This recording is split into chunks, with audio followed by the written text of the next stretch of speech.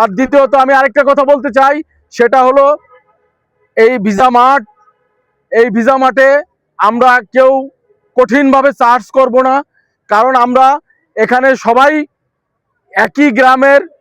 আমরা যেহেতু বিবাহিত অবিবাহিত, আমরা কারো ভাই, কেউ বন্ধু, কেউ ভাগ্নে, কেউ ভাতিজা, যাক আমরা এমন কোনো চার্জ করব না যে আমাদের শারীরিক সমস্যা হতে পারে, সেই দিকে আমরা খুব খেয়াল রাখবো। আর দ্বিতীয়ত আরেকটি কথা বলতে চাই, সেটা হলো রেফারির সিদ্ধান্ত এখানে চূড়ান্ত কোনো সিদ্ধান্ত হবে।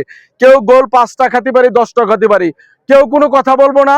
রেফারির সিদ্ধান্ত চূড়ান্ত সিদ্ধান্ত, সে যেটা বলে ওইটাই, আমরা কেউ প্রতিবাদ করব না।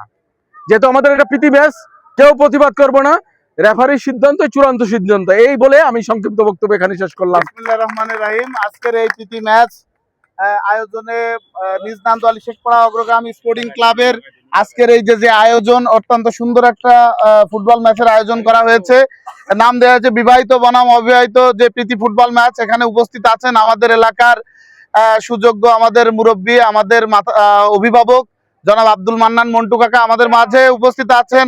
আমাদের শ্রদ্ধেয় বড় ভাই মাসুদ ভাই আমাদের মাঝে আরো উপস্থিত আছেন। আমাদের শ্রদ্ধেয় বড় ভাই আমাদের অভিভাবক নাজবুল হাসান সেলিম ভাই আমাদের মাঝে আরো উপস্থিত আছেন আজকের এই প্রীতি ম্যাচে।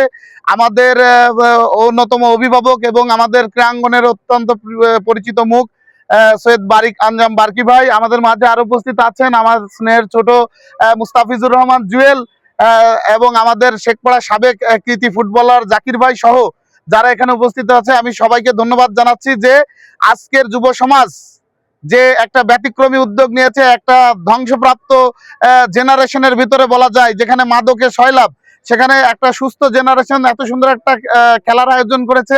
আর সেখানে আমাদের মুরব্বীরা যে উপস্থিত হয়েছে বা আমি ব্যক্তিগতভাবে উপস্থিত হতে পেরেছি, এজন্য আমি সবার প্রতি কৃতজ্ঞতা এবং ধন্যবাদ জ্ঞাপন করতেছি। তো আমি বলি যে যারা আমরা ক্লাবের সাথে আছি বা খেলাধুলার সাথে যুক্ত আছি, আমরা প্রত্যেকেই চেষ্টা করব একটা সুন্দর, একটা মাদক মুক্ত, একটা সমৃদ্ধশালী পারস্পরিক সহযোগিতার ভিত্তিতে একটা সুন্দর সমাজ যাতে গঠন করা যায় সেই দিকে আমরা খেয়াল রাখবো। পাশাপাশি এলাকার যে সকল অবকাঠামোগত দিক আছে, আমি আজকে খেলা নিয়ে খুব বেশি কিছু বলবো না, কারণ আমার সিনিয়র বড় ভাইরা বলেছেন যে আমাদের যে চলাচলের ব্রিজটা এটা কিন্তু ভেঙে গেছে, দেখছেন কিনা। আমরা এখানে অর্থায়নে যে টাকা লাগে, সিমেন্ট লাগে, চিপ খোয়া লাগে, যা লাগে এগুলো আমরা দেব। আজকে শুক্রবার আমরা ফুটবল খেলা খেললাম, আগামী বৃহস্পতিবার রাত 11টা কি 12টায় দুটো সার্চ লাইট ওখানে জ্বালিয়ে আমরা চেষ্টা করব, আমি প্রস্তাব রাখছি, আমি চূড়ান্ত কোনো ঘোষণা দিচ্ছি না, আপনাদের সকলের সহযোগিতা এটা চূড়ান্ত পাবে। আমি আমার ব্যক্তিগত তরফ থেকে অর্থনৈতিক যে ঘোষণা আছে সেটা দিচ্ছি আমার সামর্থ্য অনুযায়ী। পাশাপাশি সকলের সহযোগিতা পেলে আমরা শুধু ক্রীড়াঙ্গন না, আমরা প্রমাণ করে দেবো আমরা যুব সমাজ, নিজ নান্দোয়ালীর যুব সমাজ কতটা সমৃদ্ধ। আমরা আমাদের ব্রিজটাকেও যে স্তরটা উঠে গেছে, মানুষের চলাচলের খুব সমস্যা হচ্ছে, এটা আমরা ঠিক করে দেবো। কি পারবো তো ইনশাল্লাহ? সবাই স্বেচ্ছায় শ্রম দিতে রাজি আছি তো ইনশাল্লাহ?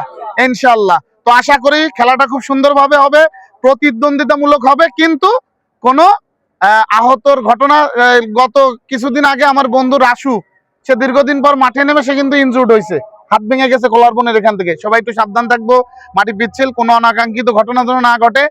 শ্রদ্ধেয় বড় ভাই যেটা বলছেন, প্রতিদ্বন্দ্বিতা থাকবে, কিন্তু এখানে রেফারি খুব স্ট্যান্ডার্ড, একদম আমাদের জেলা লেভেলের স্ট্যান্ডার্ড। আমার ভাই, আমি তাকে খুব দীর্ঘদিন ধরে চিনি, আশা করি উনি দক্ষতার সাথে ম্যাচ পরিচালনা করবে।